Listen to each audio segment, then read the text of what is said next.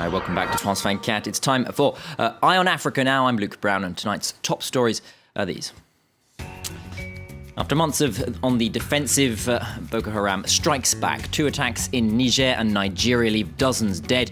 We'll be taking a closer look at vigilante efforts in Cameroon to stop the Islamist extremists from returning. Struggling to police a vast desert region spread thinly across the Sahel, French forces continue to battle Islamist fighters. This as aid organisations say donor nations aren't doing enough to fund rebuilding and stem the instability. And the countdown to liftoff starts now for these young South Africans. Their work could be launched into space on board Africa's first private satellite, all in a bid to encourage girls to study science. We start, though, with the latest spate of violence attributed to Boko Haram. The Islamist extremists attacking mourners at a funeral near Gulak, that's in the northeast of Nigeria.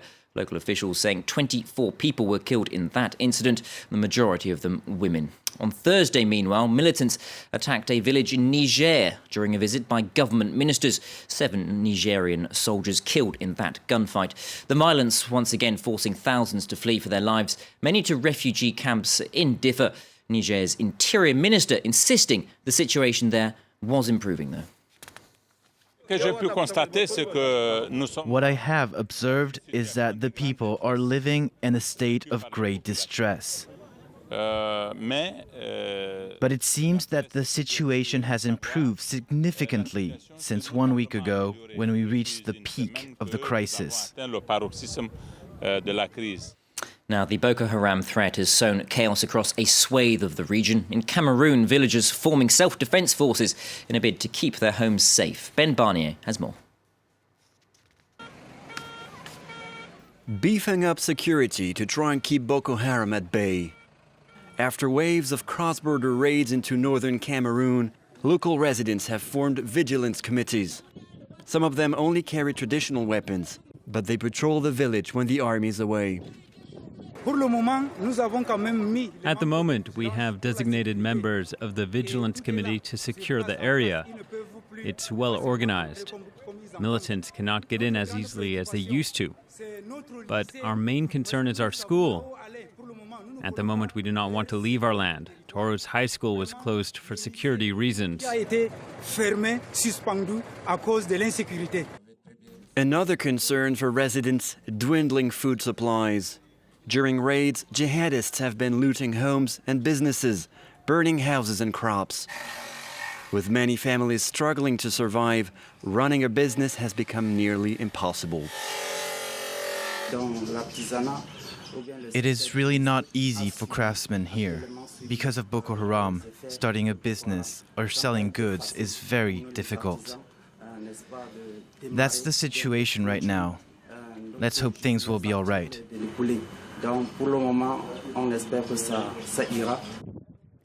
According to the UN, 2.5 million people in northern Cameroon suffer from food insecurity, and 190,000 have been internally displaced because of Boko Haram.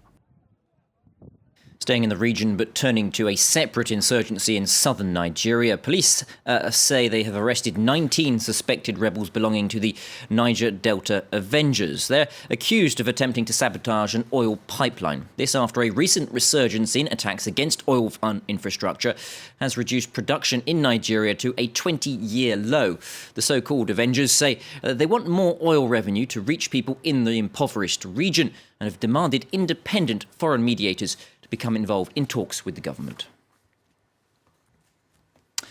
Not enough is being done to foot the bill in the fight against extremism across the Sahel region. That's the message from a leading international aid organisation which says donors are neglecting a region which is a hub for terrorism and organised crime.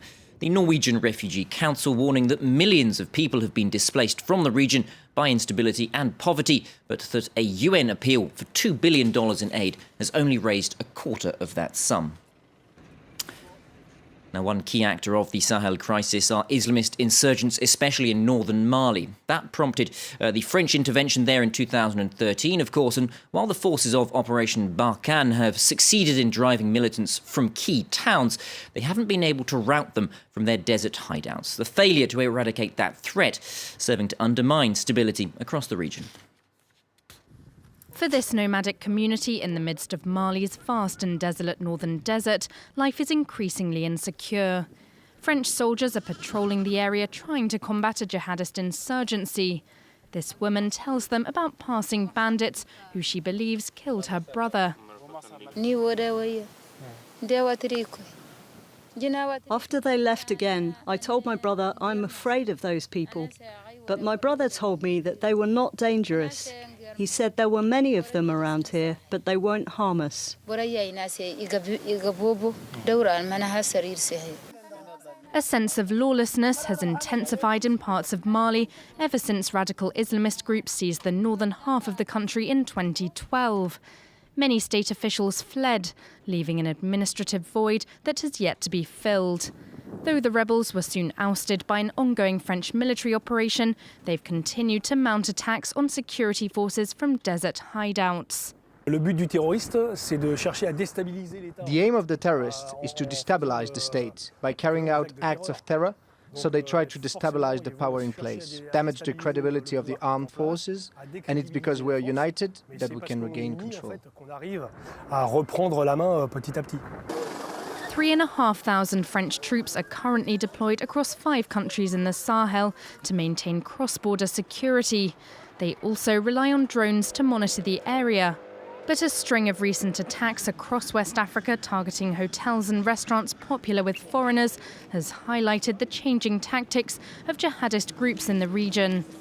And as deadly ambushes on UN peacekeepers only intensify, it seems unlikely that France will complete its mission any time soon. Violence has flared up once again in Central African Republic. Clashes and reprisals between Muslim and Christian militias near Nguagam in the northeast of the country, leaving several civilians dead and prompting thousands more to flee their homes. That according to the UN peacekeeping mission. Michel Yao, the country's humanitarian coordinator, warning of a worsening situation even as aid group's task itself becomes more difficult. On Friday, an attack on an aid convoy left one MSF, Médecins Sans Frontières, aid worker dead. The aid group already suspending many of its operations in the country after a fatal attack last month on a convoy. Now, time to take a look at the news in brief, and we start in South Africa, and a controversial plan to offer scholarships for virgins in the country has been denounced as unconstitutional by the country's Commission for Gender Equality. This after a local official had offered earlier this year the so-called maidens' bursaries to young women on condition they refrain from sexual activity. He said it would help reduce teenage pregnancy and the spread of HIV/AIDS. The Commission slamming those bursaries, saying they perpetuate patriarchy and inequality. Hundreds of thousands of Tanzanians woke up on Friday to find their mobile telephones had been disconnected. This after Tanzania's telecoms regulator decided to cut the network for over 600,000 counterfeit handsets. That's an attempt to clamp down on criminal activity that is facilitated by untraceable phones, which allow users to defraud mobile payment systems. And Burundi's central bank has struck a deal with the Gazprom Bank of Russia to facilitate foreign investment. It comes as Burundi has increasingly found it difficult to attract foreign investment, a situation exacerbated by the contested decision of President Pierre Nkurunziza to stand for and win a third term of office last year. That led to criticism from Western nations and a fall in investment. Russian reluctance, though, helping stall UN efforts to intervene. And finally now, learning that the sky is not the limit in South Africa. 150 schoolgirls have been coached on electronics and in a lesson that could see their efforts go into orbit. The course run by MEDO Space hopes to put Africa's first privately owned satellite into space later this year.